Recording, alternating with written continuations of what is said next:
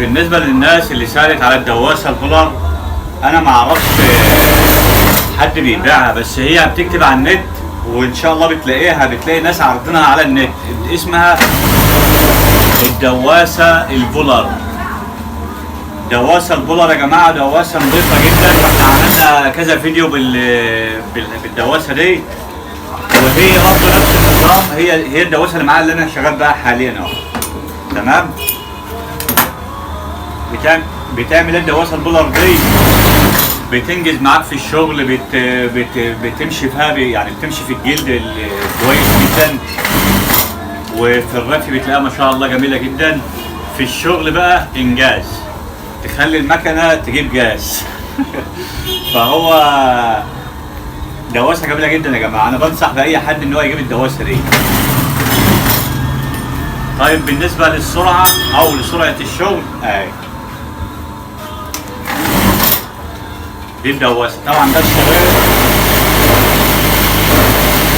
اللي الناس بتقول بضرب معايا.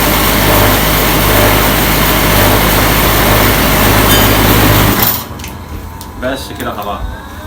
من غير برم ومن غير اي حاجه في الشريط برضه. نعيد تاني، من غير برم ومن غير اي حاجه يا جماعه في الشريط تاني. تنجز معاك الدواسه البولار. حتى انا بقول لشخصك انت وليك انت، انجز في شغلك بالدواسه البولار دي.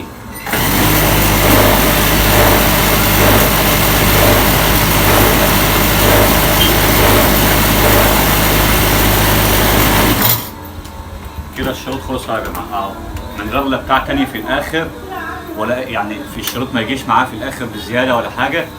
وهنا الشريط ما فيش برمه ولا اي حاجه. بتحول مكانتك بالدواسه دي مكنه جوكي عاديه جدا، ماهيش لا نص كمبيوتر ولا كمبيوتر. يعني بالدواسه دي بتخلي مكانتك مثالي يعني في الشغل احسن من الكمبيوتر كمان. تمام. فحكي كده عبد الله لما اجيب الدواسه يا جماعه، احنا جبناها قبل كده وهنجيبها تاني. ده شكل الدواسه البولار يا جماعه، حاجه فخمه جدا يا جماعه، ما شاء الله عليه.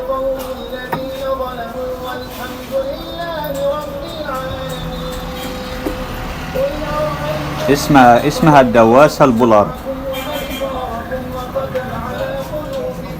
الدواسه البولار انا يعني بقول لاي حد بشركات بتبيع الدواسات دي تكتب في الفيديو دوت يا جماعه لو هي موجوده عندهم، لان ناس كتيره بيسالونا عليها. فانا جايبها من المنصوره، انا من دمياط وجبتها من المنصوره، بس انا كلمت الراجل والله على اساس ان انا اساله في شحن. قال لي ما فيش عندي شحن والله، اللي عايز بيجي المنصوره يعني بتلاقيها موجوده في المحل.